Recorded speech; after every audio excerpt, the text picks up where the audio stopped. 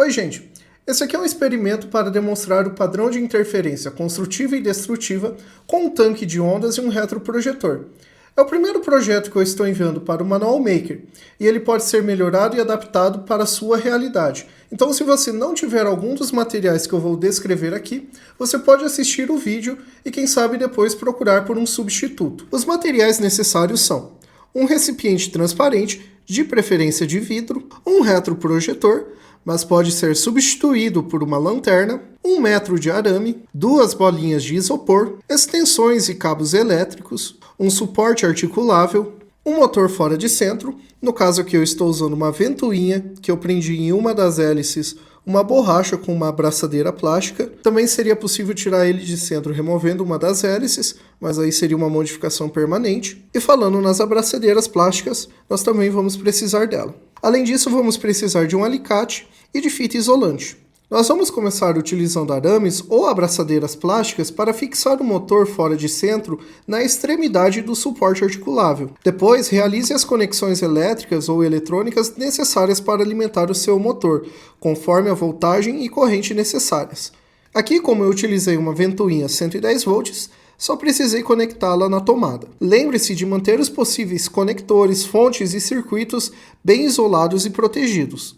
Posicione o retroprojetor na distância e orientação adequada para a projeção. Coloque o recipiente transparente sobre o vidro do Fresnel do retroprojetor. Prenda o suporte articulável próximo à borda do recipiente transparente. Quanto à fixação do suporte, aqui eu tive um problema em que o motor começou a vibrar a mesa que o retroprojetor estava e interferir no experimento. Então o que eu fiz foi instalar ele numa banqueta separada.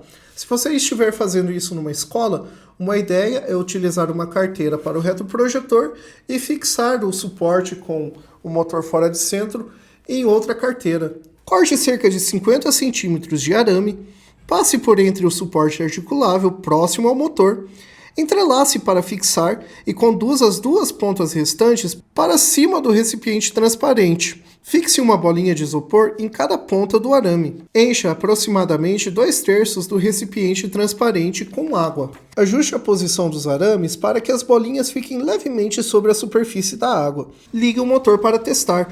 A vibração deve ser transferida do motor fora de centro até os arames, causando ondas surgindo a partir das bolinhas de isopor. Convém ligar o retroprojetor e ajustar o foco para que as cristas e vales estejam visíveis na parede. Mas atenção, os retroprojetores com suas lâmpadas originais podem aquecer e causar incêndios ou queimaduras quando operados incorretamente. Isso porque eles utilizavam uma lâmpada halógena de tungstênio que emite radiação infravermelho, que é o calor, e também radiação ultravioleta. Por isso, certifique-se que não haja nenhum objeto que possa derreter nas intermediações do retroprojetor.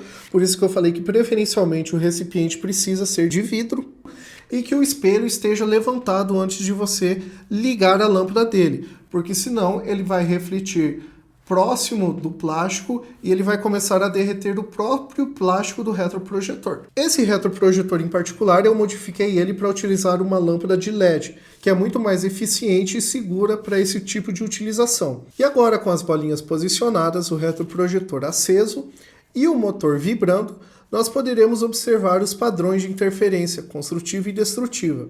Onde há interferência construtiva, podemos notar o surgimento de ondas maiores do que as que foram emitidas por uma única bolinha. E onde há interferência destrutiva, o líquido, no caso a água, entra em repouso. E esse é o experimento do tanque de ondas. Ele pode ser melhorado, por exemplo, você pode colocar uma solenoide ou um alto-falante modificado para gerar a vibração e assim com um gerador de frequência controlar qual vai ser a frequência que você quer observar no experimento. Aqui, como eu utilizei uma ventoinha ligado no 110 volts e como o padrão de energia aqui no Brasil é 60 Hz, eu imagino que a frequência esteja fixa em algum múltiplo de 60. E na ausência de um retroprojetor, você ainda pode reproduzir o experimento posicionando o recipiente em algum tipo de suporte, por exemplo, alguns livros empilhados, colocando uma lanterna logo acima e uma folha sulfite embaixo para projetar as ondas. O retroprojetor tem apenas o papel de facilitar a visualização para um grande grupo de pessoas, por exemplo.